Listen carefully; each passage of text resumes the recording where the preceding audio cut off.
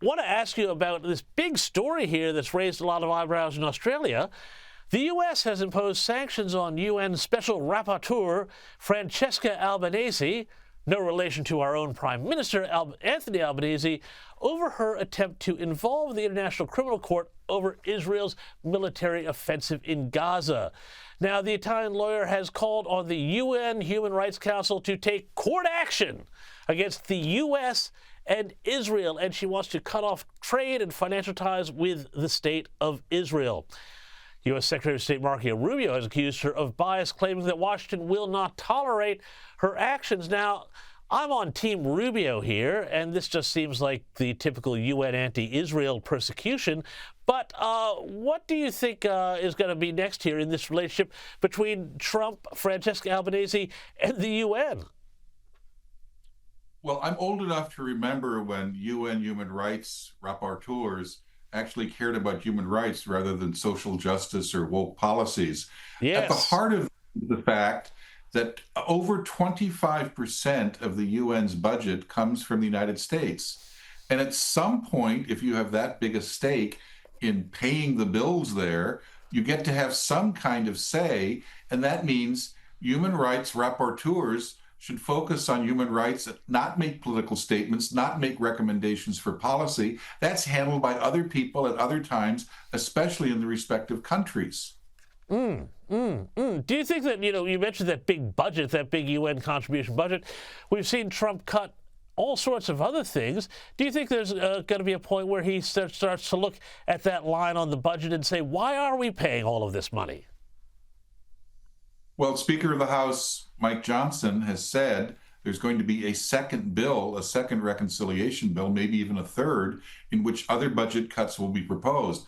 I think this is a shot across the bow to the United Nations that, look, we provide you with lots of real estate in New York City. We provide you with the opportunity to ignore parking tickets and other laws from the diplomats that work at the UN.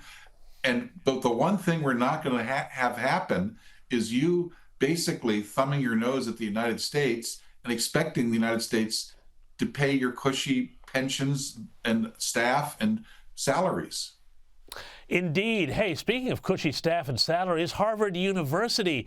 This fight between Harvard and the Trump administration keeps ramping up here, and apparently the university has been subpoenaed over its failure to give information to Homeland Security over its student and exchange visitor program. John, what is happening here with this fight here?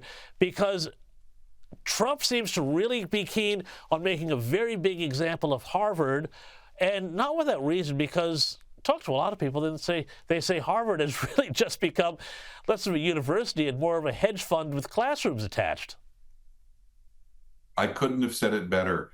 Look, Harvard made two bets. One was, we're going to bring in a whole bunch of foreign students, and because they pay full tuition, because many of them are the sons and daughters of politically connected people and dictators and other undesirables around the world, we're going to educate them, take their money, and at the same time, we're going to steep the entire university in woke ideology. And then, of course, on top of all of that, we're going to allow anti-Semites control of the campus and basically not supervise the inmates in the asylum.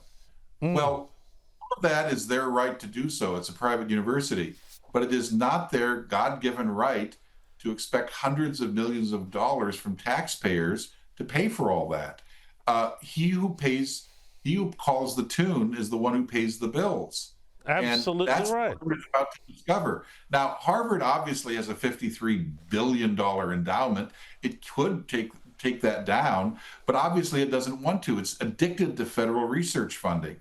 I think what's eventually going to happen is the worthy federal projects that Harvard is working on, especially in the hard sciences, will continue, but a lot of other stuff is going to be contingent on Harvard cleaning up its act.